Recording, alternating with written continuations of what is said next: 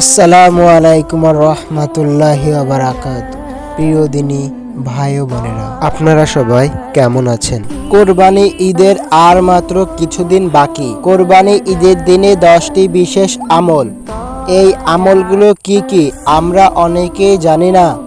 তাই চলুন দেরি না করে আমাদের সবার প্রিয় শায়েখ আহমদুল্লাহ হুজুরের কাছ থেকে আমরা জেনে আসি। কোরবানি ঈদের দিনে যে সুন্নাতগুলো আছে সেগুলো বিশেষভাবে আমরা যেন মানার চেষ্টা করি, সেটাও আল্লাহ তাআলা আমাদেরকে তৌফিক দান করে। ঈদুল আজহার দিনের সুন্নাতগুলো এক নজরে বলে দেই 1 মিনিটের ভিতরে। 1 নম্বর সুন্নাত হলো ভোর রাতে তাড়াতাড়ি ঘুম থেকে ওঠা, ফজর নামাজ মহল্লার মসজিদে পড়া, ঈদগাহে আগে আগে আসা। এগুলো সবগুলো ঈদের দিনের গুরুত্বপূর্ণ একটা কাজ। এই তিনোটাতে আমরা দুর্বলতা করি। ঈদের দিন দেরিতে উঠি, অনেকে ফজর নামাজ মসজিদে পড়ি না, আর ঈদগাহে দেরিতে আসি। এর কোনোটাই উচিত না। এর উল্টাটা করতে হবে, অর্থাৎ তাড়াতাড়ি আসতে হবে, তাড়াতাড়ি ঘুম থেকে উঠতে হবে, ফজর জামাতের সাথে পড়তে হবে। নাম্বার 2, মেসওয়াক অন্যদিন তো করবেন, ঈদের দিন স্পেশালি মেসওয়াক করা সুন্নত।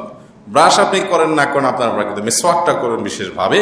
3 নম্বর হলো ঈদের দিন গোসল করবেন সুন্দর করে ঈদগাহে আসার আগেটা ঈদের দিনের আমল। 4 নম্বর হলো সুগন্ধি ব্যবহার করবেন যতটুকু আপনার তৌফিকে আছে ততটুকু। 5 নম্বর আমল হলো পোশাক যা আছে এর মধ্যে সবচেয়ে সুন্দরটা পরবেন, যতটুকু সাজগোজ করা যায় শরিয়ার গণ্ডির থেকে এটা করবেন। 6 নম্বর আমল হলো ঈদগাহে আসার সময় তাকবীর যেটা, এটা একটু জোরে পড়তে পড়তে আসবেন ঈদুল আজহার সময়। এটা ঈদুল আজহার সুন্নাত। আল্লাহু আকবার, আল্লাহু আকবার, লা ইলাহা ইল্লাল্লাহ, আল্লাহু আকবার, আল্লাহু আকবার, লিল্লাহিল হামদ। এটা একটু মৃদু কণ্ঠে আওয়াজ দিয়ে পড়তে পড়তে আসবেন।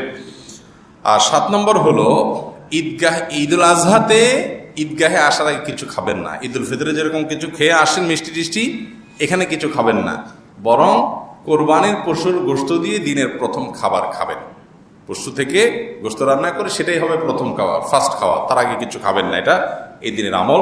8 নম্বর হলো ঈদের দিনে দান সাদকা যতটুকু আছে তৌফিক অনুযায়ী করবেন। 9 নম্বর হলো আনন্দিত থাকবেন, খুশি থাকবেন। 10 নম্বর হলো ঈদের নামাজটা যথাসম্ভব মসজিদের ভেতরে না পড়ে উন্মুক্ত মাঠে পড়বেন।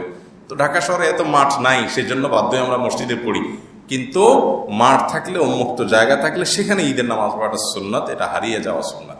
এই আমলগুলো ঈদুল আজহার সুন্নাত। আল্লাহ তাআলা আমাদের সবাইকে আমলের তৌফিক দান করুন। জাযাকুমুল্লাহু খাইরান ওয়া আখিরু দাওয়ানা আলহামদুলিল্লাহি রাব্বিল আলামিন।